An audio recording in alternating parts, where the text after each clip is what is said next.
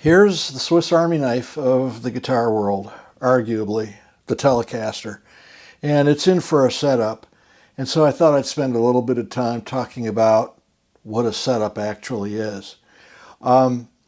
Whenever a guitar comes in for a setup in my shop, I always talk with the owner of the guitar and discuss their playing style, the kind of music they play, and if I can, I'll actually have them sit down and play a little bit, because how a guitar is set up is entirely dependent upon the person who plays that guitar.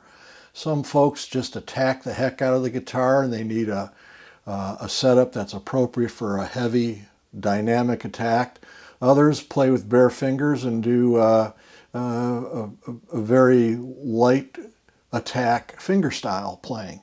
So those two individual players really need different setups. But there's some things I check right away that are common to all the guitars. First thing I do is take out my fret rocker and I go up the neck and I straddle 3 frets. And if there's a high fret,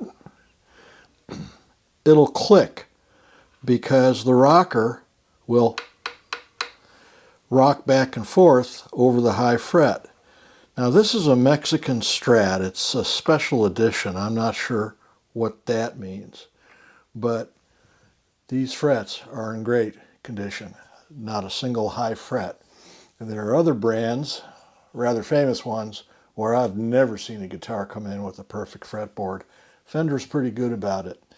And that goes to show the condition of the frets, high, low, how well they're installed, is sort of the canary in the coal mine for me. If we've got a good fretboard, I've got a good feeling that the rest of the guitar is going to be pretty good too. It was a good day in the factory. All right, the next thing I do is I go up and down the side of the fretboard with my fingers. And I'm checking for sharp frets. The ends of these frets really haven't been finished off. They got a factory finish, but they rolled the edges of the fretboard during the manufacturing process. That means these things are kind of poking out. And when I do this setup, I'm going to take a fret file and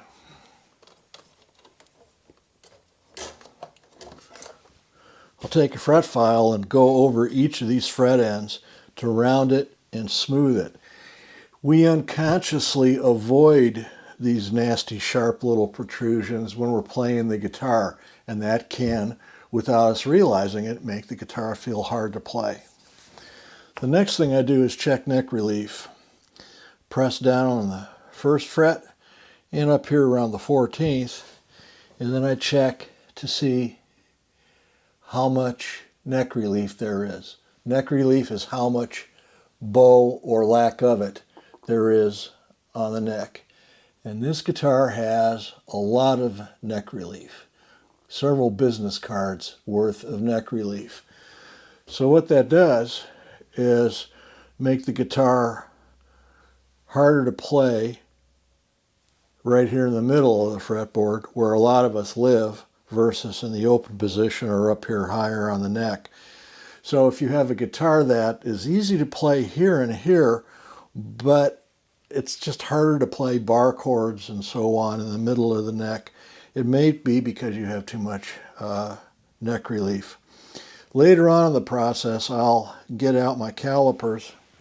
Actually, I'll take digital calipers. I'll measure the fret height. On this guitar, it's about 37 thousandths. I'll add a couple thousandths to that and then measure the depths of the nut slots so that I know that the nut slots are optimized for the proper depth for ease of playing.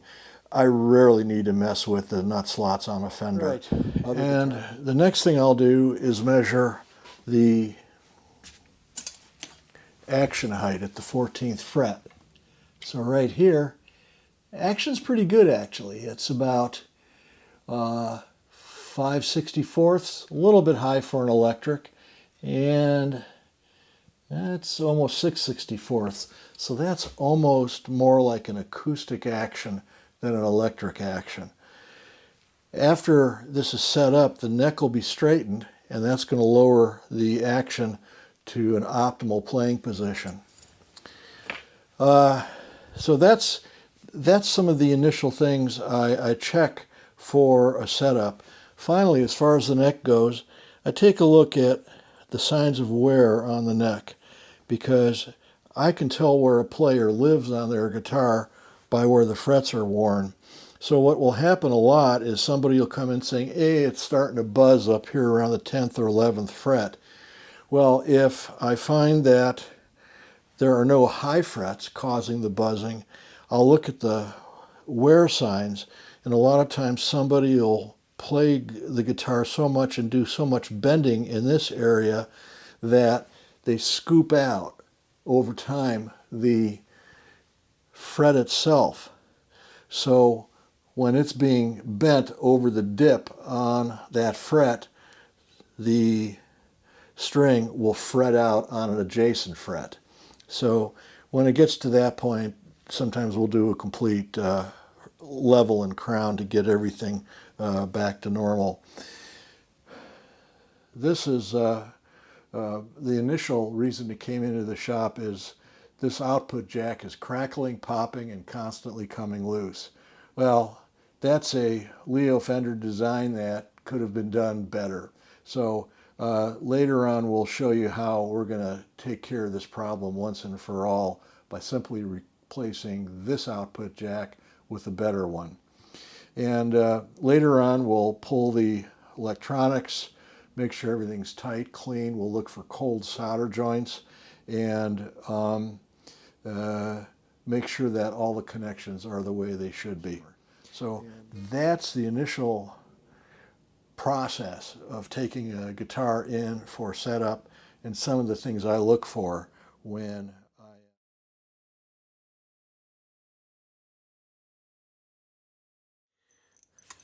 whenever I do a setup on a Fender, I always check the 4 holes for the neck screws to attach the neck to the body. What I've discovered is that almost all of the Squiers and Mexican Tele Strats, Jazzmasters the Jaguars have the same issue. And it must be because in the factory they're clamping the neck to the body when they drill these 4 holes to get properly aligned holes in the neck and body. But what they're doing is leaving the holes in the body the same size as the holes in the neck. That means that the screws are biting into the body before they even get to the neck. So unless the neck and body are perfectly clamped together and perfectly aligned, you're going to have alignment issues and also good contact issues when the neck is screwed to the body. So what I'll be doing is, it's simple to fix. The outside diameter of the screw is 11/64. So I'm going to take an 11/64 drill and just resize these 4 holes so that these screws will pass freely through the body and engage properly with the neck. That'll also enable me to align the neck a little bit and also guarantee that we'll have the best possible neck body joint for best sustain.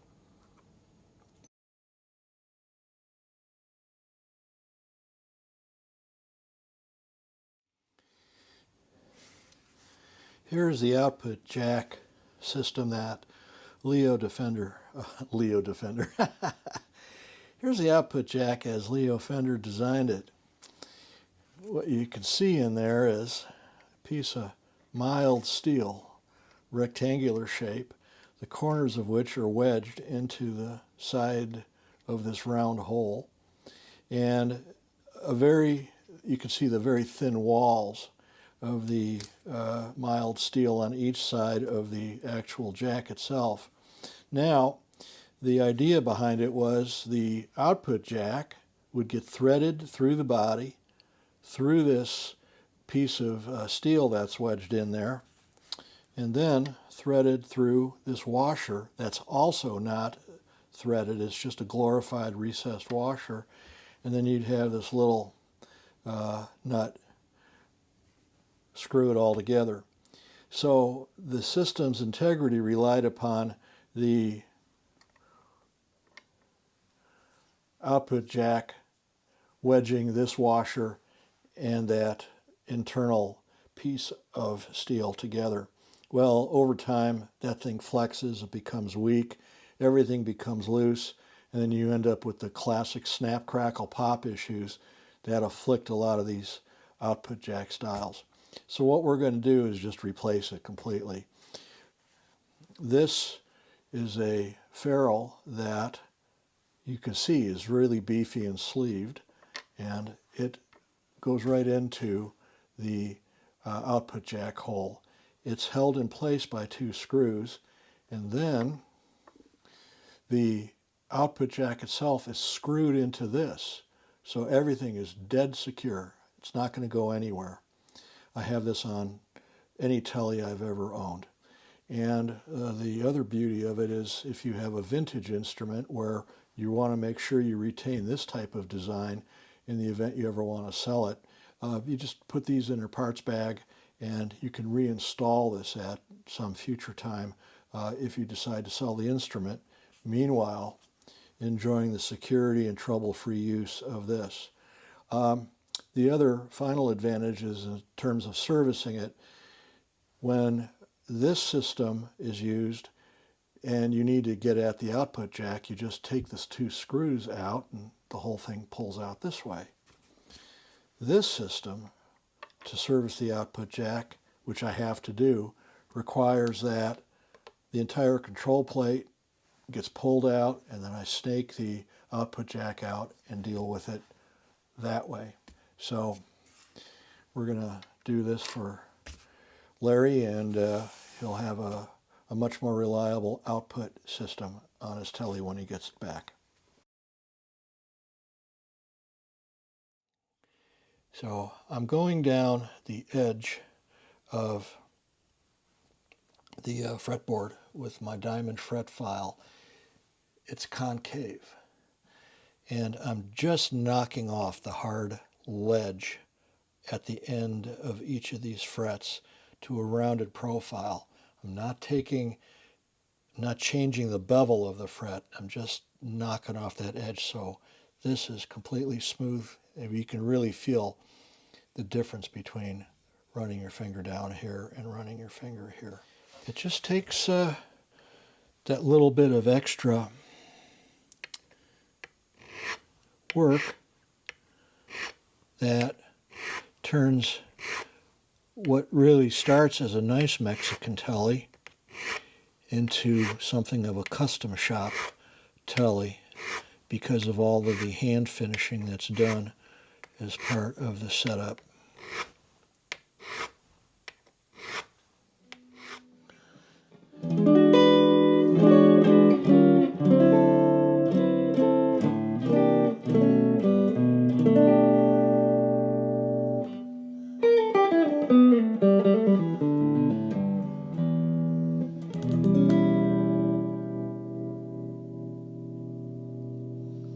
Well, we've got this Tele set up and did a few important modifications.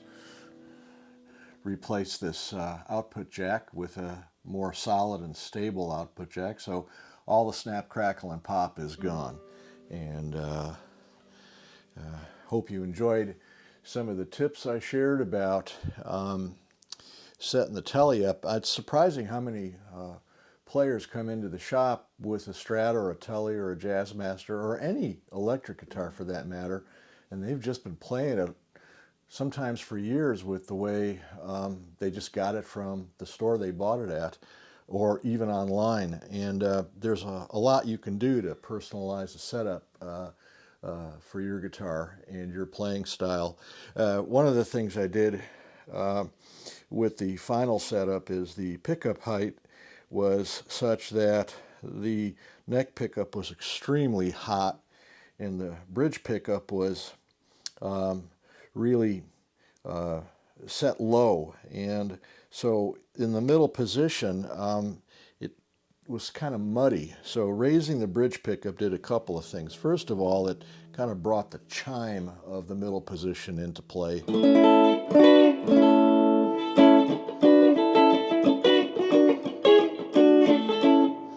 And put a little more meat on the bone in the bridge position. Sometimes some Tele bridge pickups can really be ice picky, is the term that's used, but a lot of times it's just pickup height adjustment that helps. So when I raised the bridge pickup, we put a